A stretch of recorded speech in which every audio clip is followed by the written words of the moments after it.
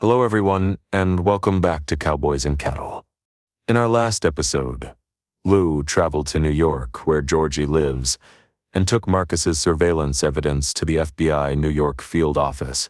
To her shock, the FBI took her case extremely seriously.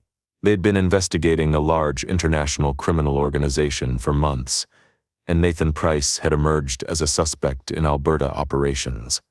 Lou's evidence provided crucial confirmation they desperately needed. The FBI asked Lou to join the investigation officially, and she agreed. After a few months, Lou received a call from Ashley and Caleb, discovering that they'd also been investigating Nathan and working with the FBI for weeks. 3 separate investigations, all targeting the same dangerous man. The FBI revealed the full scope. Not just local smuggling, but an international network with violent people who eliminate threats. Lou was terrified, realizing Amy lives with someone this dangerous. The episode ended with Lou processing everything she'd learned. Nathan isn't just manipulative. He's genuinely dangerous, connected to organized crime, and Amy has no idea. If you've been following this investigation closely, please hit that like button and subscribe. Today's episode splits between 2 critical storylines.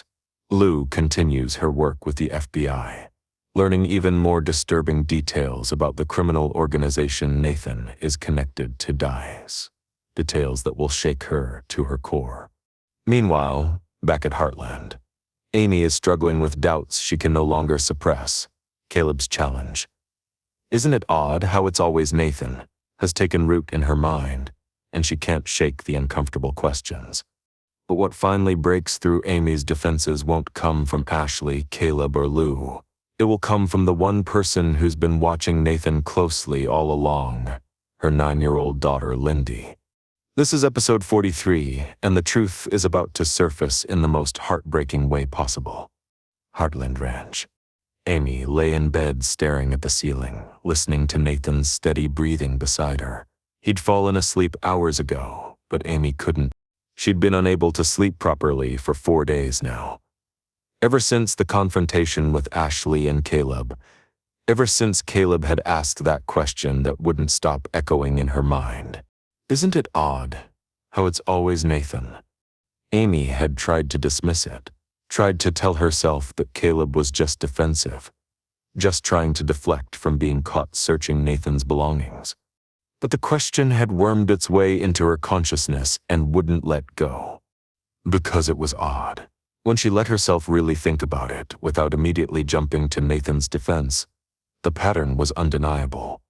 Lou had concerns about Nathan, and Lou ended up framed for planting surveillance bugs, driven away from Heartland, painted as the paranoid villain. Ashley and Caleb had concerns about Nathan, and they ended up caught on camera searching his room, looking like criminals violating privacy banned from Heartland. Every time someone questioned Nathan, they ended up looking guilty while he remained the innocent victim. Every time someone raised concerns, Nathan had perfectly reasonable explanations that made the questioner look paranoid or malicious. That was the pattern Caleb had wanted her to see. And now that Amy saw it, she couldn't unsee it. She turned her head slightly to look at Nathan sleeping beside her. In sleep, his face was relaxed, peaceful. He looked like any normal person resting after a long day. Nothing sinister, nothing alarming. But Amy kept thinking about all the things that bothered her when she actually let herself acknowledge them. Nathan's frequent absences with vague explanations about work. When Amy tried to remember details about his supposed meetings and projects, they slipped away like water through her fingers. Nothing concrete, nothing she could verify. His controlling behavior disguised as concern. The constant questions about where she was, who she was with, when she'd be home. At the time it had seemed caring, but now it felt like monitoring. The way he'd never visited Jack in the hospital despite claiming to care about Amy's family. Every time Amy suggested they go together to see Jack, Nathan had reasons why he couldn't. Work commitments, giving the family space, not wanting to intrude. But after weeks of Jack being seriously ill, Nathan had never made time to visit even once. The way Lou's warnings had been so desperate, so specific. Lou hadn't just said she didn't like Nathan or that he was a bad boyfriend. She'd said he was hiding something, that he was dangerous, that Amy needed to investigate his background. And Amy had dismissed all of it, had chosen Nathan over her own sister. Had that been her choice, or had Nathan manipulated her into that choice? Amy's chest tightened with anxiety. These thoughts, these doubts, they felt like betrayal. Nathan was sleeping peacefully beside her, and she was lying here questioning everything about him, wondering if the man she thought she loved was actually someone else entirely. But she couldn't talk to him about it.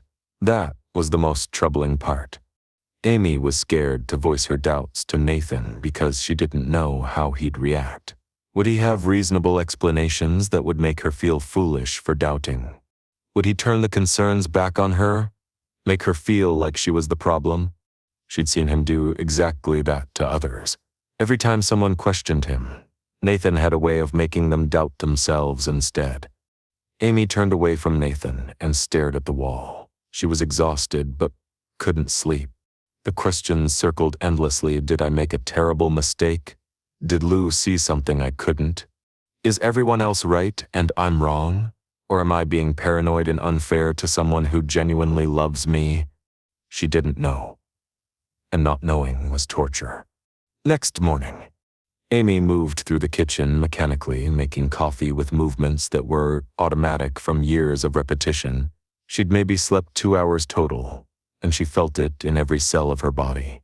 Nathan came downstairs looking refreshed and energetic, kissing her on the cheek as he passed. Morning. You look tired. Didn't sleep well? No, just a lot on my mind. Want to talk about it? The offer seemed genuine, supportive, but Amy felt that spike of fear again. If she voiced her doubts, how would Nathan respond? Just ranch stuff. Nothing important.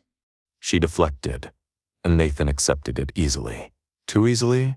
Or was that just her paranoia making innocent behavior seem suspicious? Nathan poured himself coffee and sat at the table, scrolling through his phone while eating breakfast. Amy watched him from the corner of her eye, trying to see past the familiar exterior to whatever might be underneath. I need to make a trip later this week. 3 or 4 days, probably. An important project that needs my direct oversight. Another trip. Another absence. Amy felt a twist in her stomach. Where? Vancouver area. Maybe Calgary too, depending on how the meetings go. Vague. Always vague. Amy tried to remember if Nathan had ever given her specific details about his work that she could verify.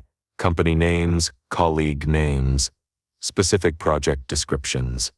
But there was nothing concrete, just broad descriptions of operations management and logistics coordination. What company are you meeting with? Nathan looked up from his phone, slight surprise in his expression. A few different clients. Why? Just curious.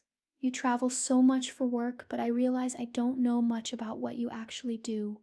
For just a second, so brief, Amy almost missed it. Something flickered across Nathan's face. Calculation? Wariness? But then it was gone, replaced by his usual pleasant expression. It's pretty boring, honestly. Coordinating shipments, managing logistics between different facilities. Not exciting enough to bore you with the details. He delivered it with a self-deprecating smile, deflecting her question, while making it seem like he was just being considerate of her time. But Amy noticed he hadn't actually answered, hadn't given her any specific information about the companies or projects. Was that suspicious? Or was she reading too much into normal conversation? You seem distracted. Are you sure everything's okay? Yeah, just tired. Maybe you should rest today. I can handle the ranch work. Give you a break. The offer was kind, supportive, everything a good partner should be. But Amy felt uncomfortable accepting. Like taking a break would mean giving Nathan more control over Heartland operations. She was second-guessing everything now. Every interaction, every word, every gesture, all of it filtered through the lens of doubt that Caleb had planted and that she couldn't shake. Nathan left for the barn after breakfast, and Amy sat alone at the kitchen table with her cold coffee, feeling more confused and exhausted than ever. FBI New York Field Office. Lo sat in the same conference room she'd been in days earlier, but this time with a different pile of documents spread across the table. She'd received new information from Ashley and Caleb Moore, surveillance documentation, financial records they'd obtained, patterns they'd observed. Marcus had also sent updated reports with fresh observations about Nathan's activities. Lou had brought all of it to the FBI personally, wanting to discuss it in depth with the agents building the case. Agent Morrison sat across from her, reviewing the new documentation with careful attention. Agent Williams and Agent Chin were also present, all three focusing on the materials Lou had provided. "This is excellent work. Your private investigator friend is very thorough. And the information from Ashley and Caleb about the warehouse facility ties directly into intelligence we've been gathering from other sources." I wanted to ask more about the organization Nathan is connected to. Last time you mentioned smuggling and fraud, but you said it was more extensive than that. What else is involved? The agents exchanged glances, clearly debating how much to share. Finally, Agent Morrison pulled out a classified briefing document. "What I'm about to tell you is sensitive information related to an active investigation. You cannot share this with anyone outside of authorized personnel in this investigation. Understood?" Yes, I understand. The organization we're investigating, the Kill, we call it the Council internally, though they don't use that name themselves, is one of the most sophisticated criminal networks operating in North America. They've been active for at least a decade, possibly longer. She pulled up files on her laptop and turned the screen so Lou could see. Horse smuggling is just one of their operations, and honestly, one of the less serious ones. They're also involved in drug trafficking, moving narcotics across the Canadian-American border, using the same routes and infrastructure they use for the horse smuggling. Lou felt sick but forced herself to keep listening. They also run fraud operations. Identity theft rings, financial scams, money laundering through shell companies and legitimate businesses. The financial side is extremely sophisticated. They've managed to hide money flows through layers of corporations and accounts that make it very difficult to trace. But the most disturbing aspect, and the one we're most desperate to stop, is human trafficking. Lou's blood ran cold. She'd known this was part of the investigation, but hearing it stated so directly made it horrifyingly real. "We have evidence that the Council is involved in trafficking women and children across borders, some for forced labor, some for other purposes we don't need to detail. They're also suspected of trafficking people who've witnessed their operations or who have information that could expose them." You mean people who discover too much about the Council? Exactly. If someone stumbles onto evidence of their operations, and if that person can't be easily discredited or eliminated, the Council sometimes traffics them. Makes them disappear to facilities where they're held prisoner, where they can't reveal what they know. Lou thought about Lou herself, about Ashley and Caleb, about anyone who'd been investigating Nathan, if the Council knew about their efforts. "We believe the Council operates at least one major facility in the northern region along the Canadian-American border, somewhere remote, difficult to access, where they can hold large numbers of people without detection." How many people? Based on intelligence we've gathered from intercepted communications and informant testimony, we estimate they could be holding anywhere from 50 to several hundred prisoners at this facility. Several hundred people. Lou felt like she might be sick. This wasn't just criminals engaging in illegal business. This was a massive operation causing immeasurable human suffering. Have you located this facility? Not yet. It's well hidden, likely in a very remote area. We have general region estimates based on travel patterns and supply chain analysis, but nothing specific enough to conduct a raid. Finding that facility and freeing the people held there is one of our top priorities. She pulled up a map showing a large highlighted area spanning parts of northern Canada and northern United States. We know it's somewhere in this region, but that's still thousands of square miles to search. We need more intelligence-specific location data, layout information, security details, and before we can move. And Nathan is connected to all of this? To the trafficking in the facility?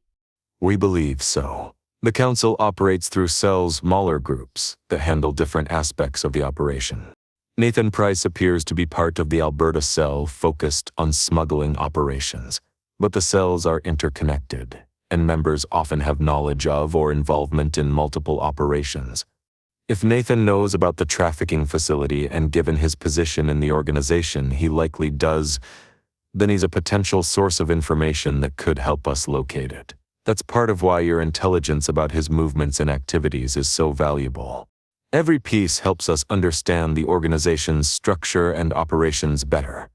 Lau stared at the documents and maps spread across the table, trying to process the scope of what she was hearing.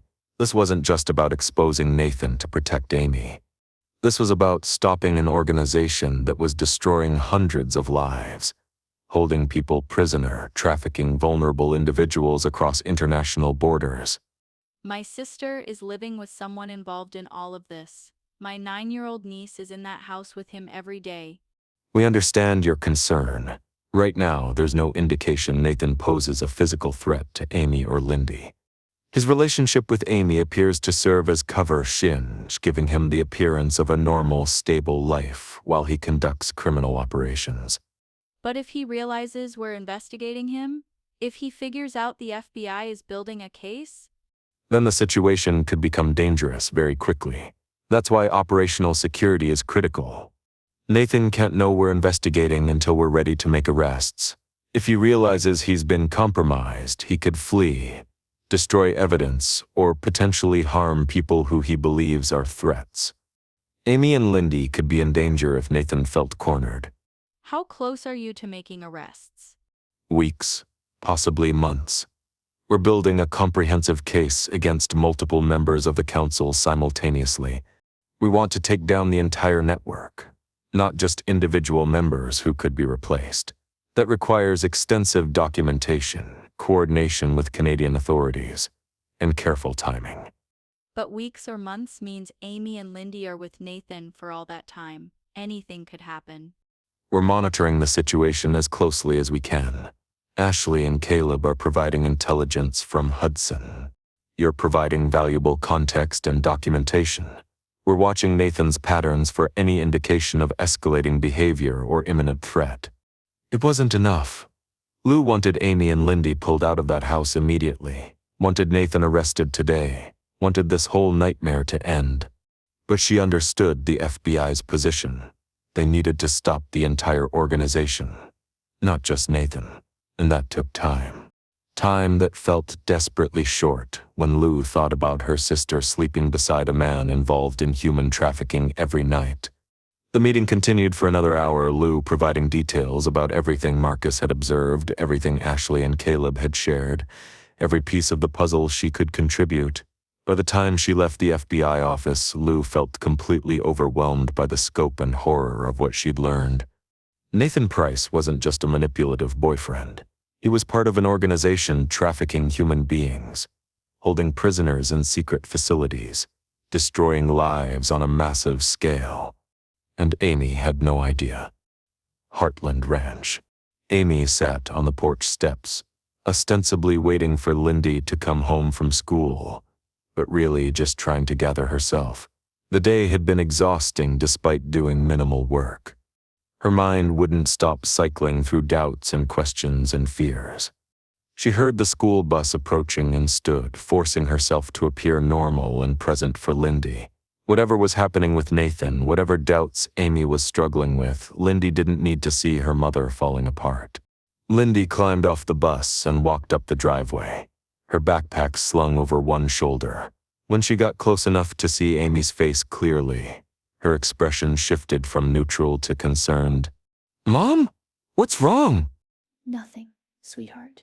I'm just tired. "You look sad, really sad." Amy tried to smile, but could feel it didn't reach her eyes. Lindy was perceptive, always had been. She noticed things that adults tried to hide. Just adult stuff. Nothing for you to worry about. Is it about Uncle Nathan? The question startled Amy. She hadn't mentioned Nathan, hadn't said anything to indicate her doubts were about him specifically. Why would you think that? Lindy shifted uncomfortably, looking down at her shoes. Because you're always sad when he's around lately, and you look worried. No, it's not about Nathan. He's been very supportive. I don't like Uncle Nathan. The words came out quietly but firmly. Amy stared at her daughter, completely caught off guard. Lindy had never said anything like that before, had always been polite around Nathan if somewhat reserved. Lindy, why would you say that? Lindy looked up at her mother, and Amy saw something in her face that made her stomach drop. Her 9-year-old daughter looked genuinely scared. Can we talk inside? Just us. Of course. They went inside and up to Lindy's room, the space that felt safest to Lindy, where she could speak freely. Amy sat on the edge of Lindy's bed, while Lindy stood near her desk, fidgeting with a pencil. Talk to me, sweetheart. What's going on? Why don't you like Nathan? Lindy was quiet for a long moment, clearly struggling with whether to say what she was thinking. Finally, she spoke. He pretends Pretends what? to like me. When you're watching, he acts nice. He smiles and asks about school and acts like he cares. But when you're not looking, she trailed off, and Amy felt ice forming in her chest. When I'm not looking, what? He looks at me like he hates me. His whole face changes. It's like he's wearing a mask when you're around. Amy's heart was pounding. She wanted to dismiss this, wanted to tell Lindy she was imagining things or misinterpreting Nathan's expressions. But the fear in her daughter's voice was real, and everything else, Blue's warnings, Ashley and Caleb's concerns. The pattern Caleb had pointed out, it all aligned with what Lindy was describing. Has Nathan ever done anything to you? Said anything mean or threatening? No, he just looks at me with these cold eyes like I'm something he wishes wasn't there. And sometimes when you leave the room, he sighs like he's annoyed he has to pretend for a few more minutes. How long have you noticed this? Since he started coming around, I thought maybe I was wrong at first, that I was just being weird because I missed Dad and didn't want someone new around. But it kept happening. Every time you leave the room or look away, his face changes, like flipping a switch. The description sent chills through Amy. Flipping a switch.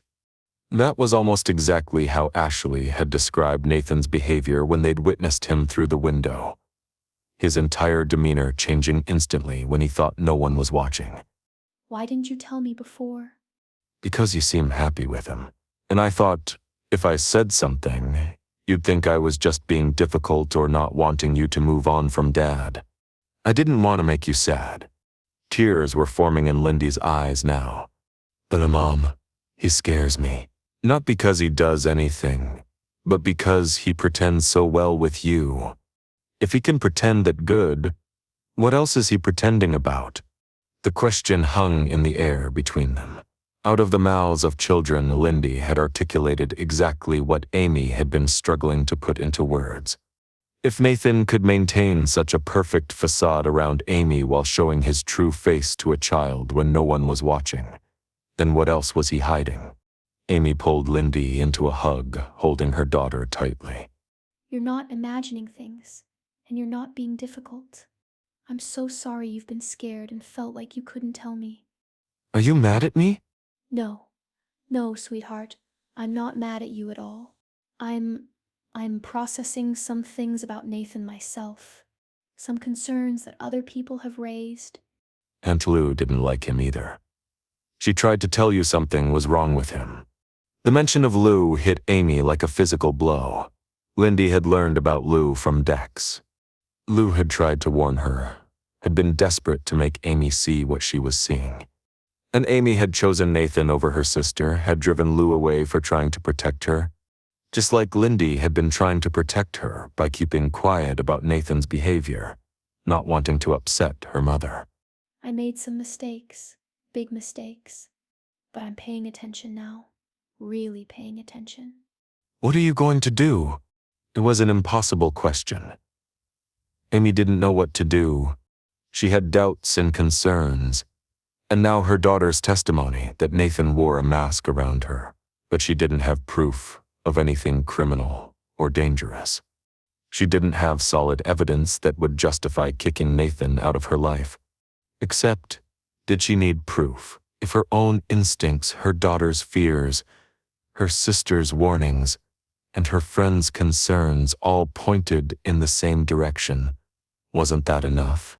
I don't know yet, but I promise you, I'm not going to ignore this. They sat together on Lindy's bed, Amy holding her daughter while her mind raced with everything she'd learned. Not just today from Lindy, but over the past days since Caleb had challenged her to see the pattern.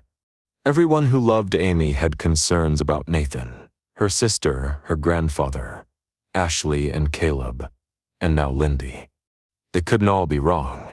They couldn't all be seeing problems that didn't exist, which meant Lou had been right. Ashley and Caleb had been right. And Amy had been wrong, catastrophically wrong, to choose Nathan over all of them.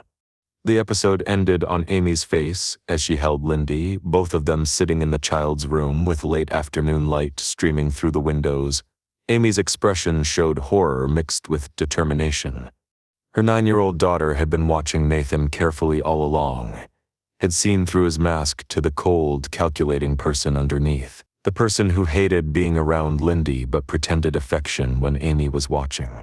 Everything Caleb had said about patterns, everything Lou had warned about manipulation, everything Ashley and Caleb had tried to show her, it was all true. Nathan Price was not who he claimed to be.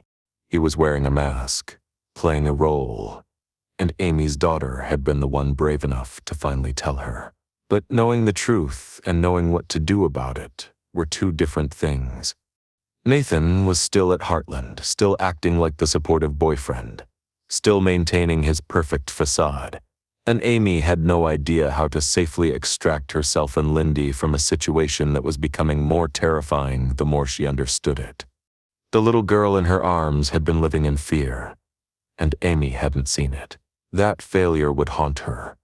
But now that she knew, now that Lindy had given her the final piece of evidence she'd needed to see Nathan clearly, Amy couldn't continue pretending everything was fine. The question was, what came next? And hundreds of miles away in New York, Lou was learning just how dangerous Nathan truly was, discovering he was connected to an organization that trafficked human beings and held hundreds of prisoners in a secret facility somewhere in the north. The race to protect Amy and Lindy was on.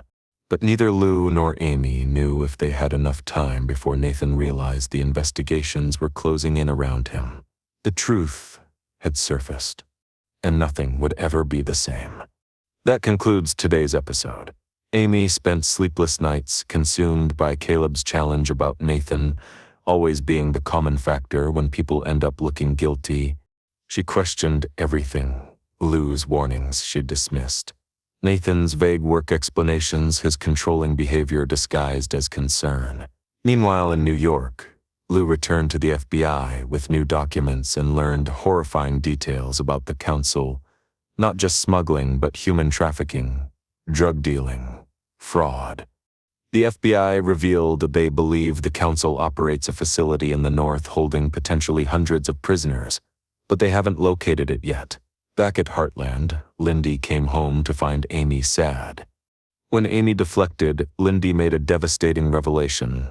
She doesn't like Nathan because he pretends to like her when Amy watches but looks at her with hatred when Amy's not looking.